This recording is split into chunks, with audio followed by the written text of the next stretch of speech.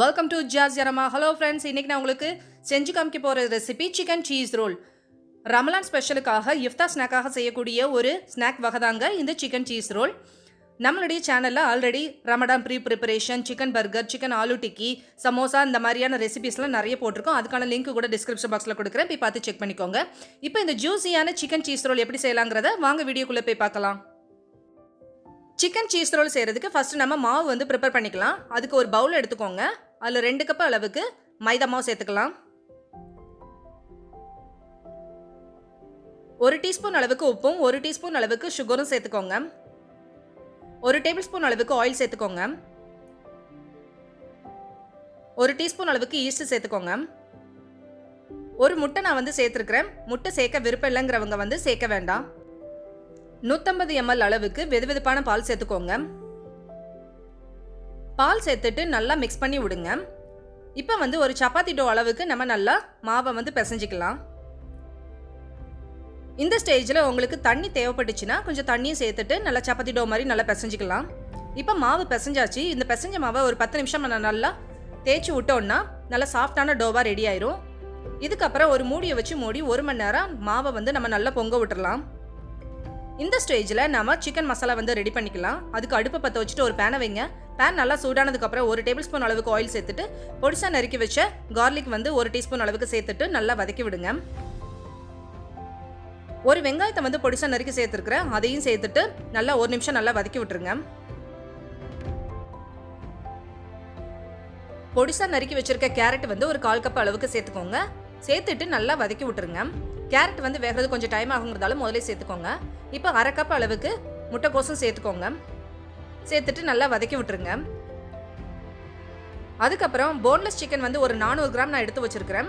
அதை வந்து பொடிசாக நறுக்கி வச்சிருக்கேன். அதையும் இதோட சேர்த்துட்டு நல்லா ஹாஃப் குக் ஆகிற அளவுக்கு நல்லா வதக்கி விட்டுருங்க. இப்போ பாருங்க, சிக்கன் வந்து ஒரு பாதி அளவுக்கு நல்லா வெந்துருச்சு. இந்த ஸ்டேஜில் 1/4 டீஸ்பூன் அளவுக்கு மஞ்சத்தூளும் 1 டீஸ்பூன் அளவுக்கு மிளகாத்தூளும் சேர்த்துக்கோங்க. 1 டீஸ்பூன் அளவுக்கு ஜீரகத்தூள், 1 டீஸ்பூன் அளவுக்கு கரம் மசாலாவும் சேர்த்துக்கோங்க. சேர்த்துட்டு நல்லா வதக்கி விட்டுருங்க.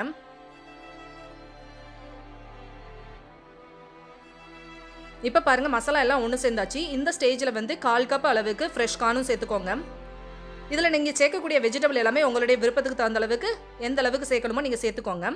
ஒரு 1/2 டீஸ்பூன் அளவுக்கு உப்பும் சேர்த்துக்கோங்க. உப்பு ஜாஸ்தி சேர்க்க வேண்டாம், ஏன்னா நம்மளுக்கு வந்து சாஸ் இந்த மாதிரிலாம் சேர்க்கும் போது உப்பு இருக்குங்கிறதால பார்த்து சேர்த்துக்கோங்க.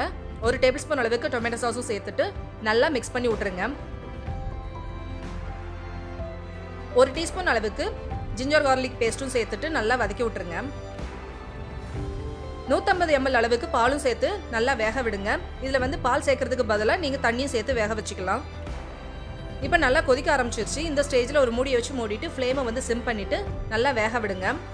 இப்போ சிக்கன் வந்து நல்லா வெந்தாச்சு. கொஞ்சம் போல தான் நம்மளுக்கு பால் இருக்குது. அந்த பாலும் கொஞ்சம் ஓரளவுக்கு வற்றினதுக்கப்புறம் பொடிசாக நறுக்கி எடுத்து வச்சிருக்கிற கேப்சிகம் வந்து ஒரு 1/4 கப் அளவுக்கு சேர்த்துக்கோங்க. கேப்சிகம் வந்து ரொம்ப நேரம் வேக வேண்டாங்கிறதால நம்ம லாஸ்ட்டு சேர்த்துக்கலாம். சேர்த்துட்டு நல்லா வதக்கி விட்டுருங்க. 1/4 டீஸ்பூன் அளவுக்கு மிளகுத்தூள் சேர்த்துக்கோங்க. பீஸா சீசனிங்கும் ஒரு 1/4 டீஸ்பூன் அளவுக்கு சேர்த்துக்கோங்க. இது சேர்த்ததால நம்மளுக்கு அந்த சிக்கன் வந்து இன்னும் கொஞ்சம் நல்ல ஃப்ளேவராக இருக்கும். 2 டேபிள் ஸ்பூன் அளவுக்கு மோசரலா சீஸும் சேர்த்துக்கோங்க. 1 டேபிள் ஸ்பூன் அளவுக்கு மயோனைஸும் சேர்த்துட்டு நல்லா வதக்கி விட்டுருங்க. நம்ம சேர்த்துருக்கிற மோசரலா சீஸும் மயோனைஸும் சிக்கனுடைய அந்த ஹீட்லேயே நல்லா மெல்ட் ஆகி நல்லா மிக்ஸ் ஆயிரும். நல்லா மிக்ஸ் ஆனதுக்கப்புறம் நம்ம 2 டேபிள் ஸ்பூன் அளவுக்கு ஃப்ரெஷ் க்ரீம் சேர்த்துக்கலாம். இந்த மாதிரி ஃப்ரெஷ் க்ரீம், சீஸ் இதெல்லாமே சேர்த்து நம்ம செய்கிறதால சிக்கன் வந்து சாப்பிடும்போது நம்மளுக்கு வந்து ரொம்ப ஜூஸியாகவும் இருக்கும், ரொம்ப டேஸ்ட்டாக இருக்கும். இந்த ஸ்டேஜில் நம்ம பொடிசாக நறுக்கி வச்ச கொத்தமல்லி தலையை தூவி இறக்கியாச்சுன்னா நம்மளுடைய சிக்கன் மசாலா ரெடி ஆயிரும். இதை நல்லா ஆற விட்டுருங்க. இந்த டைத்தில் வந்து நம்ம ரெடி பண்ணி வச்ச மாவு வந்து எப்படி பொங்கி வந்திருக்குன்னு பாருங்கள். பார்க்கவே நல்லா அழகாக இருக்குது பாருங்கள், ரொம்ப சாஃப்டாகவும் இருக்குது. இப்போ நம்மளுக்கு மாவும் ரெடி ஆயிருச்சு, மசாலாவும் ரெடி ஆயிருச்சு. இப்போ இதை வந்து ஒரு சப்பாத்தி கட்டை மேலே வச்சுக்கிட்டு நம்ம வந்து இப்போ மாவை வந்து சின்ன சின்ன உருண்டையாக பீஸ் போட்டுடலாம். அதுக்கு ஃபஸ்ட்டு வந்து மாவை இந்த மாதிரி ஃப்ளாட் பண்ணிக்கோங்க. ஃப்ளாட் பண்ணிட்டு 2 விதமாக மாவை வந்து பிரித்து எடுத்துக்கலாம். நம்ம ஒரு டோ கட்டர் மூலமாக நான் வந்து கட் பண்ணி எடுத்துக்கிறேன். இப்போ பாருங்கள், சின்ன சின்ன உருண்டை சைஸுக்கு நம்ம பீஸ் போட்டுக்கலாம். இதில் வந்து சின்ன சைஸ் போடுறதும் பெரிய சைஸ் போடுறதும் உங்களுடைய விருப்பம். நம்ம வந்து மீடியம் சைஸ் உருண்டையாக நான் எடுத்துருக்கிறேன். இந்த மாதிரி ஒரு உருண்டையை எடுத்துட்டு நல்லா இந்த மாதிரி ஈவனாக வந்து பால் சைஸுக்கு நம்ம நல்லா உருட்டி எடுத்து வச்சுக்கலாம். இப்போ எல்லா மாவையும் நான் இந்த மாதிரி உருட்டி எடுத்து வச்சுக்கிட்டேன். இப்போ அதில் ஒரு சின்ன உருண்டையை மட்டும் எடுத்துட்டு நல்லா தேய்ச்சிக்கலாம். மாவு நம்மளுக்கு ஒட்டுற மாதிரி இருந்தால் மட்டுமே லைட்டாக மாவை வந்து டஸ்ட் பண்ணிக்கலாம். இல்லாட்டா ஜாஸ்தி வந்து மாவு நம்ம சேர்க்கக்கூடாது. இப்போ இதை வந்து நல்லா நீல வாக்கில் வந்து நல்லா தேய்ச்சி விட்டுக்கலாம். இந்த மாதிரி நம்ம நல்லா தேய்ச்சதுக்கு அப்புறம் தேவையான அளவுக்கு, அதாவது ஒரு 2 டேபிள் ஸ்பூன் அளவுக்கு நம்ம வந்து சிக்கன் மசாலா இதில் வச்சுக்கலாம்.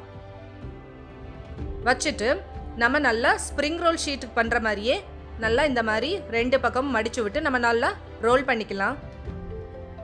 இது வந்து நான் சீஸ் சேர்க்காம ஃபர்ஸ்ட் வந்து செஞ்சு காமிச்சிருக்கிறேன். சீஸ் சேர்க்க விருப்பம் இல்லாதவங்க சீஸ் சேர்க்காம இந்த மாதிரி நம்ம பிளெயினாவே சிக்கன் மசாலா மட்டும் போட்டு செஞ்சுக்கலாம். இப்போ பாருங்க நல்லா ஈவனா இந்த மாதிரி ரோல்ஸ் வந்து நம்ம ரெடி பண்ணி வச்சாச்சு. ஃபர்ஸ்ட் ரோல் வந்து ரெடி ஆயிடுச்சு. அதுக்கு வந்து நான் ஒரு கண்ணாடி பவுலில் வந்து ஆயில் அப்ளை பண்ணிட்டு இந்த மாதிரி வச்சிருக்கிறேன். செகண்ட் வந்து நான் சிக்கன் மசாலாவை சேர்த்துட்டு ஒரு கைப்பிடி அளவுக்கு மோசரலா சீஸும் நான் சேர்த்துருக்கிறேன்.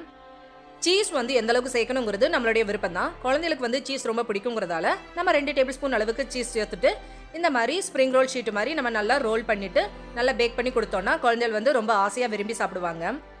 இப்போ பாருங்க இந்த மாதிரி நல்லா ரோல் பண்ணிக்கலாம். அடியில் உள்ள மாவெல்லாம் நல்லா ஈவனாக நல்லா ஒட்ட விட்டுருங்க. உள்ள சிக்கன் பொருளை வந்து வெளியில் வராத மாதிரி நல்லா ஒட்டி விட்டுருங்க.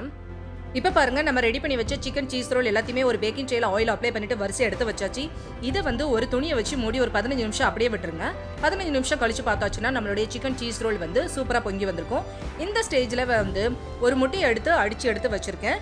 இதை வந்து ப்ரஷ்ஷை கொண்டு நம்ம வந்து நல்லா மேலே வந்து அப்ளை பண்ணி விட்டுக்கலாம். இந்த மாதிரி முட்டையை வச்சு நம்ம எக் வாஷ் கொடுக்கறதால பார்க்குறதுக்கு ரொம்ப அழகாக பேக் ஆனதுக்கப்புறம் நல்ல பொன்னிறமாக வரும். இந்த ஸ்டேஜில் கருப்பெல்லாம் தூவி விட்டுட்டு நம்ம ஓவனை வந்து ப்ரீஹீட் பண்ணணும். 180 டிகிரி செல்சியஸுக்கு ஓவனை ப்ரீஹீட் பண்ணிவிட்டு 15 20 நிமிஷம் பேக் பண்ணி எடுத்தாச்சுன்னா நம்மளுடைய சூப்பரான சிக்கன் சீஸ் ரோல் வந்து ரெடி ஆயிரும். இதே மாதிரியான ரெசிபியை இந்த இஃப்தார் நோம்புக்கு நீங்கள் வந்து உங்கள் வீட்டில் செஞ்சு பார்த்துட்டு எப்படி வந்துச்சுங்கிறது எனக்கு கமெண்ட் பண்ணி சொல்லுங்கள். அதோட இந்த வீடியோ பிடிச்சிருந்துச்சுன்னா ஃப்ரெண்ட்ஸுக்கு ஷேர் பண்ணுங்கள், லைக் பண்ணுங்கள், கமெண்ட் பண்ணுங்கள், சப்ஸ்கிரைப் பண்ண மறந்துடாதீங்க. உங்களை நெக்ஸ்ட் வீடியோவில் சந்திக்கும் வரை பாய் அண்ட் தேங்க்யூ.